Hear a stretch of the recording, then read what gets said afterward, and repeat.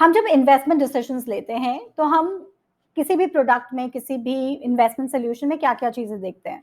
हम उसके रिटर्न देखते हैं, हम देखते हैं उसके साथ रिस्क क्या एसोसिएटेड है और हम देखते हैं कि हम उस रिस्क से कैसे बच सकते हैं। लेकिन किसी भी इन्वेस्टमेंट डिसीजन लेते वक़्त हमें एक और चीज़ के लिए बहुत अवेयर होना चाहिए, हमें पता होना चाहिए कि ये भी एक रिस्क है, जो मैं इस इन्वेस्टमेंट डिसीजन के लिए ले रही हूँ। और वो रिस्क है हमारा बिहेवियरल रिस्क या बिहेवियरल बायसेस जो आ जाते हैं हमारी किसी भी इन्वेस्टमेंट डिसीजन पर।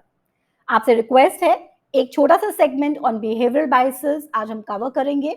इस वीडियो को एंड तक जरूर देखिएगा और अगर अभी तक आपने मेरे चैनल को सब्सक्राइब नहीं किया तो सब्सक्राइब करना मत भूलिएगा।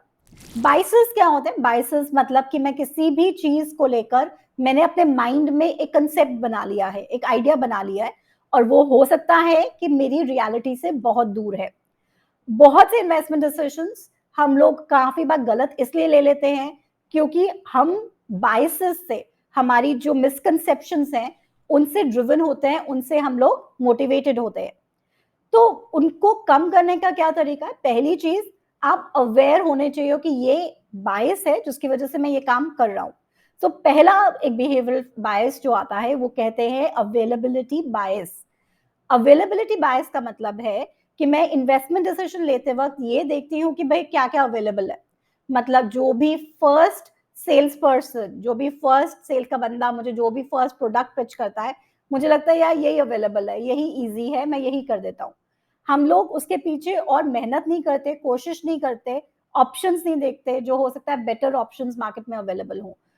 उसके बजाय हम कन्वीनियंस देखते हैं, हम अवेलेबिलिटी बायस से के शिकार हो जाते हैं। जो चीज़ सामने है, जिसकी एडवर्टाइज़मेंट ज़्यादा आ रही है, वो उसको हम लोग अभी कर लेंगे।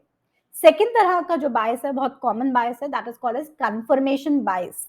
बहुत बार हम अपनी एक मिसकंसेप्शन बना लेते हैं, एक आइडिया बना लेते हैं अपने दिमाग में और हमें लगता है कि जो हमने आइडिया बनाया है, वही सही है क्योंकि हमें कहीं न कहीं एनवायरनमेंट, यूनिवर्स सब चीज़ें हमारे उस बायस को, हमारे उस मिसकंसेप्शन को करेक्ट करने के लिए जुड़ जाता है। ये एक कॉमन चीज़ है, आपने नोटिस किया होगा, अगर आप डिसाइड कर रहे हो कि आपने एक गाड़ी खरीदनी है और आप डिसाइड करते हो कि मैं ब्लू कलर की कार खरीदूँगी, आप अगर घर से बाहर निकलोगे, आपको सारी ब्लू कलर की कार्स ही नज़र आएँगी उस दिन, क्योंकि आप बाय चांस ब्लू कलर की कार्स अचानक बढ़ नहीं गई रातों-रात, लेकिन अब आप उन ब्लू कलर की कार्स को लेकर ज़्यादा अवेयर हो गए हो, ज़्यादा एक्टिव हो गए हो। सिमिलरली हमने डिसाइड किया, हमें किसी ने बोला कि ये प्रोडक्ट अच्छा है, अब हमें उस प्रोडक्ट, इन्वेस्टमेंट प्रोडक्ट से रिलेटेड सिर्फ पॉजिटिव चीज़ें ही आस-पास नज़र आएँगी। इस चीज़ को कहा जाता है कन्फर्मेशन बायस। इससे हम कैसे बच सकते हैं? इसके लिए हम जो इन्वेस्टमेंट डिसीजन ले रहे हैं, अगर हमें लगे कि ये ज़्यादा फोर्स्ड हो रहा है या क्या हो रहा है कि इसी के बारे में हमें सारी चीज़ें पॉजिटिव नज़र आ रही हैं, आप स्टेप बैक कीजिए, थोड़ा-सा टाइम लीजिए, अपने इन्वेस्टमेंट डिसीजन को थोड़ा-सा डिफर कीजिए और फिर वापस उस डिसीजन के ऊपर आएँ, तो आप रियलाइज़ करोगे कि आप इस कन्फर्मेशन बायस से, इस ट्रैप से बाहर निकल सकते हो। मतलब थोड़े दिन के बाद देखोगे आपको हर जगह पे ब्लू कार्स नज़र नहीं आए। थर्ड तरह का बहुत ही कॉमन बायस है, वो है हर्ड मेंटालिटी। हर्ड मतलब भीड़, जहाँ पर दुनिया जा रही है, जो सब कर रहे हैं वही हम कर रहे हैं।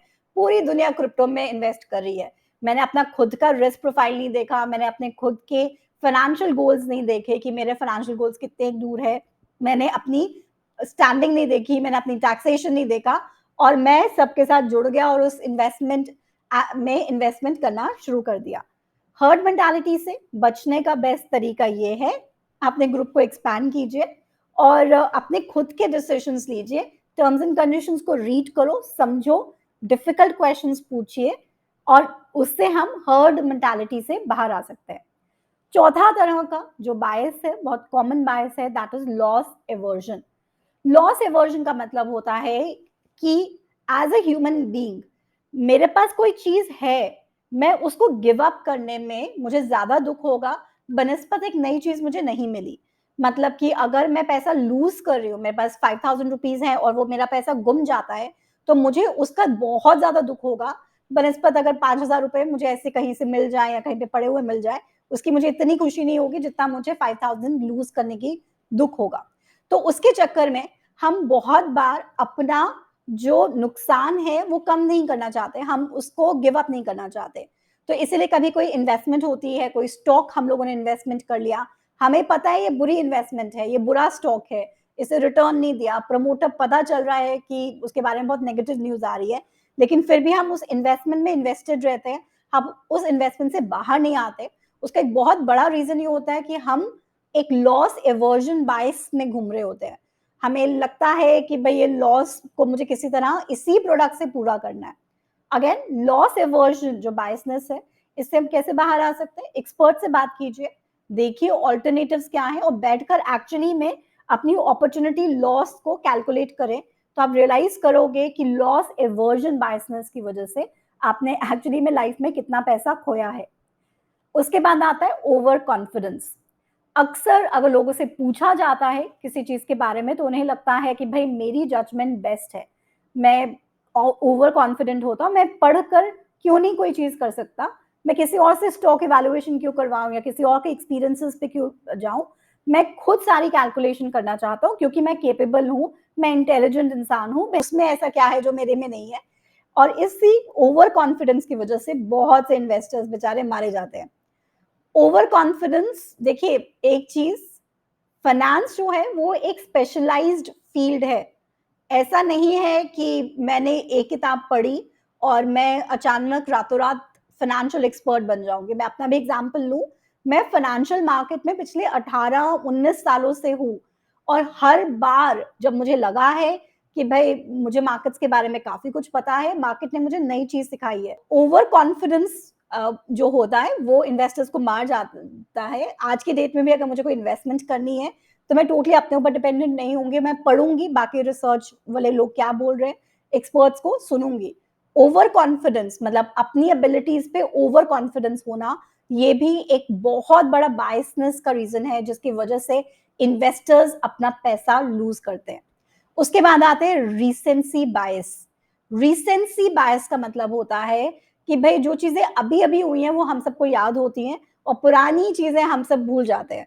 हम सबको बहुत से लोगों ने 2020 में इन्वेस्टमेंट करना शुरू किया था। आप लोगों ने अपना डीमैट अकाउंट 2020 में खोला था और तब से लेकर अभी तक काफ़ी हद तक हमारी मार्केट्स में रैली थी, हमारी मार्केट्स ऊपर ही जा रही थी। तो बहुत से लोगों को ऐसा लगता है कि मार्केट सिर्फ़ ऊपर ही जाते हैं। नहीं सर, मार्केट्स नीचे भी आती हैं और नुकसान भी होता है लोगों का। लेकिन हमें पुरानी चीज़ें भूल जाती हैं। लेकिन अगर मान लीजिए मैं इन्वेस्टमेंट कर रही हूँ और मैंने अभी-अभी देखा कि कोई triple A rated company fail हुई है, तो मैं वो मेरे डिसिजंस को ओवरली इफ़ेक्ट करता है।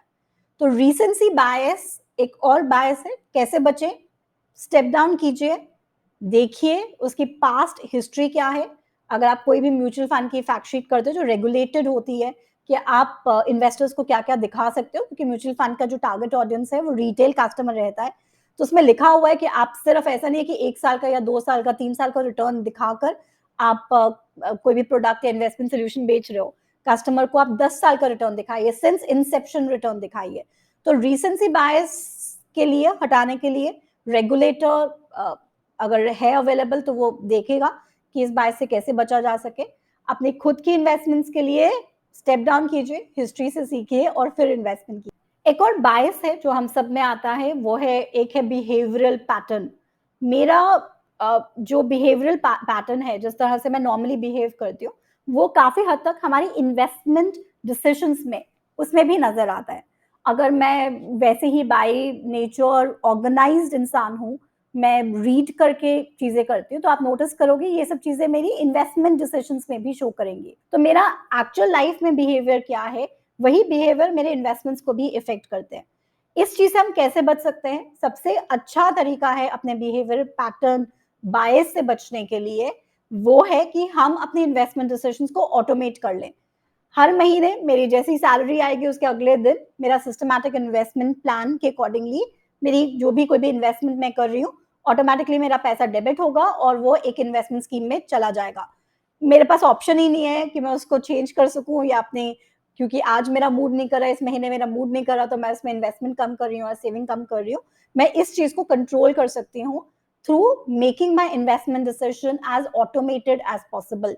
ये एक सबसे अच्छा तरीका है अपने बिहेवियरल बायसेस को बिहेवियरल पैटर्न बायस के ऊपर उठने का। उसके बाद आता है इंटरेस्ट ऑफ इन्वेस्टर बायस। मतलब अगर आप आईटी फील्ड में हो, आप नोटिस करोगे कि अगर आप किसी स्टॉक में इन्वेस्ट करते हो, तो उसमें बहुत सी आईटी कंपनीज के स्टॉक होंगे। अगर आप बैंकिंग फील्ड में हो, तो आप नोटिस करोगे आपके पास हो सकता है बहुत से बैंक के रिलेटेड स्टॉक्स हो। अगर किसी पर्टिकुलर फील्ड में आप इंटरेस्टेड हो, तो आप you and up buying more stocks, या फिर आप उस फील्ड में जो इन्वेस्टमेंट है उसमें आप ज्यादा इंटरेस्टेड होते हो।